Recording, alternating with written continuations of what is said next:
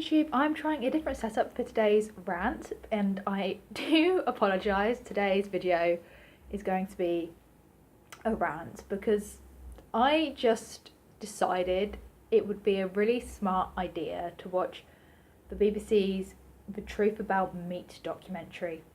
And I didn't go into it with a very open mind. I was kind of like, oh, maybe there'll be like some glimpses of good. There'll be some glimpses of support for like a vegetarian or a vegan diet, and those glimpses were very, very, very small and barely noticeable. And I actually kind of like had to force myself to finish watching it because I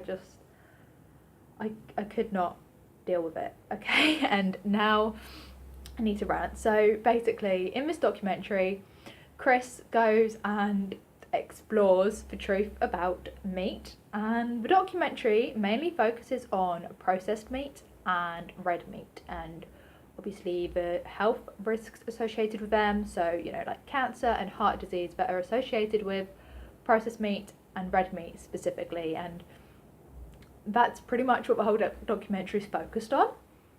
And so obviously, you know, they go into saying about how processed meat's bad, and there's like now a new safer form of processed meats being developed, so you know you can have your bacon and not get cancer. Yeah, that happens. And then they also talk about like barbecuing being dangerous and all of these things which we kind of already know, I guess. I guess they kind of skirt around the issue in this video of like the problems with meat, and they kind of say, oh, it's because of the preservatives or because of how you cook it. And then to defend meat as a viable food, which obviously you know, I have no problems with people eating meat, you know, it's a personal opinion but I don't like the fact that incorrect information was shared. Anyway, to support the fact that it was like a health food, they were going on about how it was like a nutrient powerhouse, and you were going to have to eat all of this, that and the other in order to meet the nutrients you'd get from meat. But I actually tracked my diet on Chronometer the other day. I tracked everything I ate on Chronometer the other day, and I'm a vegan, and on this day I ate 2,200 calories.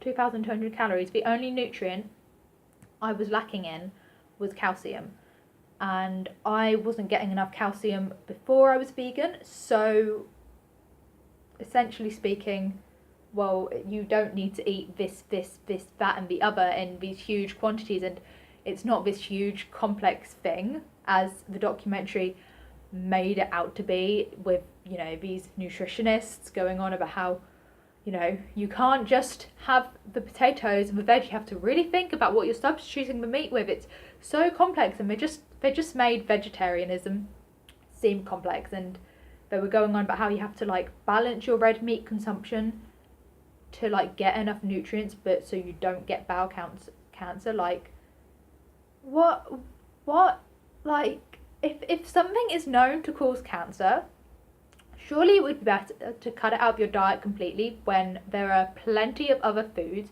that provide the same nutrients as meat. You know, there's spinach, there's Brazil nuts, you know, all of these things were like kind of shown in the documentary, but they were kind of underlooked, and they were, you know, obviously showing meat in as positive light as they could while still showing the truth about meat, which, you know, I do question how much of the truth about meat was actually shown in that documentary. And then, yeah, so all of that happened. They talked about how red meat reduces cholesterol, so if you cut your red meat by half, it reduces your bad cholesterol. They did like an experiment which went on for 3 months, and I thought that was good. I thought it showed, you know, cutting out red meat is good for you, like reducing red meat is good for you. And if you're like reducing your red meat intake and not replacing it with other things, obviously less animals are being killed, but I guess the danger with just reducing your red meat intake is that you're then going to replace it with chicken and fish and turkey. Yeah, so there was a little glimpse there, and a little glimpse about how vegans' gut bacteria doesn't produce a certain thing. I can't remember what it is, but like vegans don't produce like a heart disease causing or heart disease prevalent gut bacteria, but omnivores do, and that was a good little glimpse. And then there was like a very brief touching on like animal welfare, very brief touching. So basically, Chris said, if you care about the welfare of the birds, like I do, then eat the free range chicken. No, if you care about the welfare of the bird, don't eat the bird. Like, it's common sense, really. If you care about the welfare of the animal, don't kill the animal. Can anyone else not make this connection? Because I make this connection, and I just sometimes like question as to why other people haven't made this connection yet, and I do really have to try and remember that other people haven't made this connection yet, and that I was once in that place before, like, and if I didn't keep on remembering that like other people haven't made this connection yet, I would be such a militant vegan, it would be a problem. But really, if you care about the welfare of the animal, don't eat the animal. And then he went to an abattoir, and they cherry-picked the scenes they showed in the abattoir and what was said in the abattoir in a way that made it seem like it was okay to still eat meat, and like what went on in the abattoir was okay. Yeah, so they were talking about how they keep the animals as calm as possible because it damages the meat, because the cortisol they produce changes the colour and it discolours the meat, so it's not as valuable, and it also affects the texture of the meat. So they talked about how the animal's not stressed throughout the process, but I think the animal would still be stressed throughout the process, even if they like try and keep the animal as calm as possible. And you've also got to remember they probably chose like the best abattoir around, that is like the best standard that you're ever gonna get for meat.